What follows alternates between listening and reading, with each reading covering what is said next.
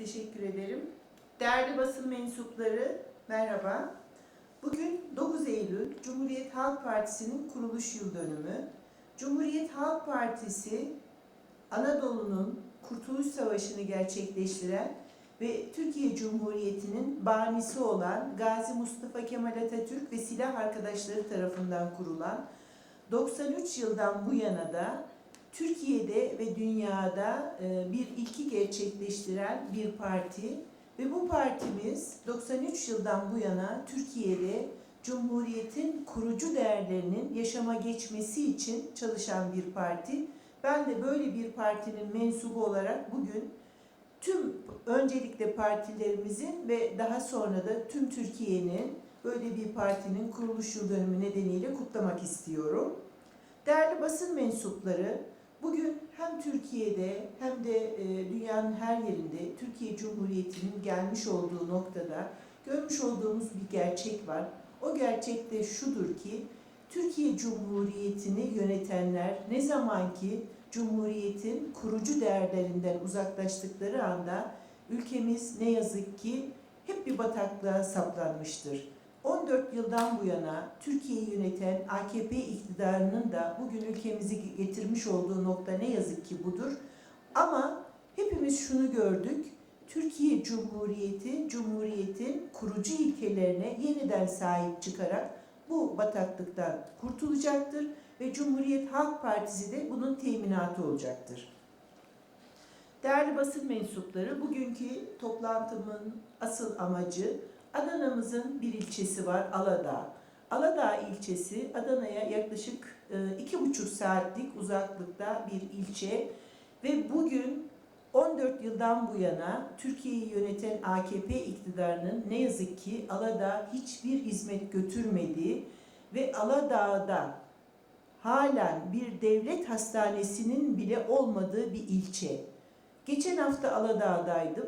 Beyin kanaması geçiren Korkmaz ailesinin annesi devlet hastanesi olmadığı için yaşamını yitirdi. Bugün Korkmaz ailesi isyan ediyor ve diyor ki Aladağ'da bir devlet hastanesi olsaydı biz şu anda annemizi kaybetmiş olmayacaktık. Ama bu sadece Korkmaz ailesinin isyanı değil. Aladağ'da bulunduğum 2 gün boyunca gezdiğim her köyde nedir sıkıntınız dediğimde ilk söyledikleri şey biz Aladağ Devlet Hastanesi istiyoruz idi.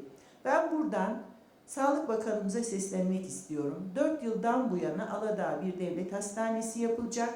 27 ayda dünyanın en büyük 3. köprüsünü yapmakla övündüğümüz bir Türkiye'de bugün Aladağ 4 yıldır bir devlet hastanesi yapamıyorsak bunun bir insanlık ayıbı olduğunu düşünüyorum. Bu birincisi. İkincisi Aladağ'ın yolları. Ne yazık ki Aladağ'ın bırakın köylerinin yollarını, Aladağ ulaşım için Adana'dan çıktığınızda Akören-Aladağ arası 15-20 kilometre gibi çok az bir yolu bile yapamamışız. Ve yıllardan bu yana Aladağ bu yolun bitmesini bekliyor. Bu konuda da Ulaştırma Bakanlığı'na seslenmek istiyorum. Adana, Türkiye'nin belli illerinden biri, Doğu ve Güneydoğu'nun da kapısı olan bir il. Ama Adana'nın bir ilçesi halen yolu olmadığı için ulaşım konusunda büyük bir sorun yaşıyor. Sayın Ulaştırma Bakanı, Aladağ'a giderken yapılması gereken Akören-Aladağ yolunu ne zaman yapmayı düşünüyorsunuz? Ben bunu kendi adıma değil, tüm Aladağlı hemşehrilerimiz adına size soruyorum. En önemlisi ve son sorunumuz ise işsizlik.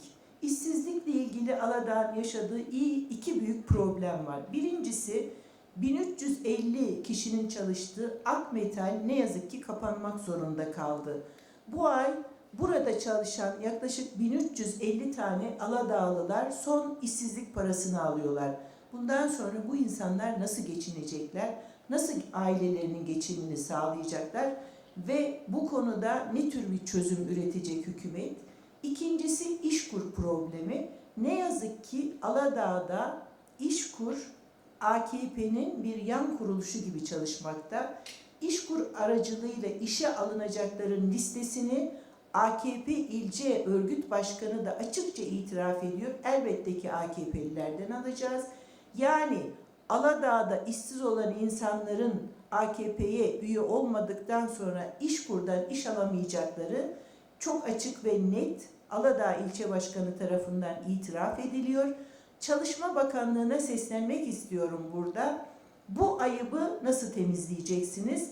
Aladağ'da işe ihtiyacı olan insanların önce AKP üyesi olup daha sonra işe girmeyle ilgili bu ayıp nasıl ortadan kalkacak? Bu konuda Sayın Çalışma Bakanı'nın da cevap vermesini bekliyoruz. Ama en önemlisi de Aladağ'da ihtiyacı olan, çalışmak zorunda olanların artık bu ayıp engeline takılmadan işe sahip olmaları ve evlerine aş götürmeleri. Bu konuda da Sayın Çalışma Bakanı'nın duyarlılığını bekliyorum. Teşekkür ediyorum. Selam ve saygılar.